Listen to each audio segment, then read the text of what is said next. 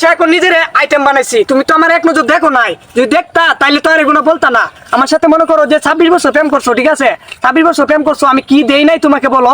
যে Jamuna park, নিমনা park, যতগুলো park আছে সবগুলাতেই তোমার আমি নিছি, ঠিক আছে, হোটেলে বড় বড় ভাত খাইছি, বড় বড় মাছ খাইছি। এখন তো বল ভাই যে আমি মনে করো, শুনো শুনো আমি কি বলি, আর আমার কথা শুনো, যে আমার বাবার সম্পত্তি আছে সব আমি তোমার জন্য বিক্রি করে দিছি, এখন মনে করো আরো আছে, আরো বিক্রি করে দেব, লাগলে আমার সম্পত্তিটাও বিক্রি করে দেব, ঠিক আছে, কিন্তু তুমি আমার দেখো নাই, দেখলে তুমি বুঝতে পারতো আমি কি মাল হয়েছি। পুরা খেলা রে দাদা, মাঝে মতো লইছে মোর টাকা তো আইছে, আমার দেখে সালাম দিল না, এটা কি মানুষ না না এটা কিছু? এটা আমার গ্রামের লোক কি চাচা, আমরা কাছে বিচার লই আসলাম, তাহলে কি তা বিচার দেওয়া যান?